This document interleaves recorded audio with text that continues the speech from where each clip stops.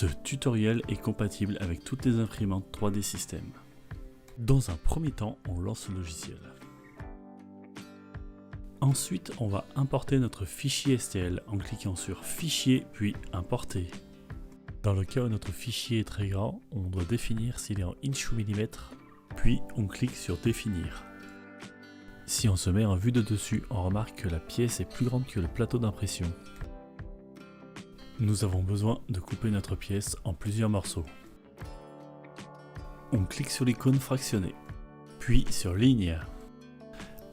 Dans ce menu, on va pouvoir personnaliser la façon dont on coupe la pièce. Dans notre cas, nous allons nous mettre sur la vue de dessus.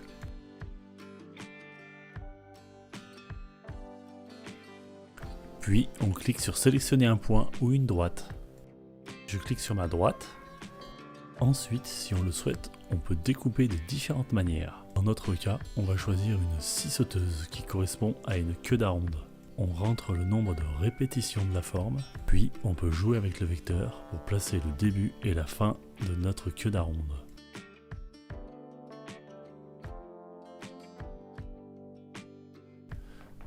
On se retrouve avec une découpe parfaite et un assemblage en queue d'aronde. Nous allons utiliser le menu Transformer pour séparer les deux pièces.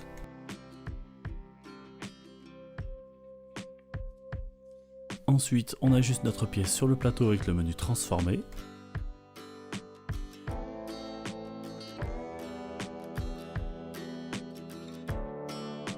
Il ne nous reste plus qu'à découper les autres parties et imprimer les pièces séparément. Merci d'avoir suivi ce tuto, vous pouvez nous retrouver sur notre site internet.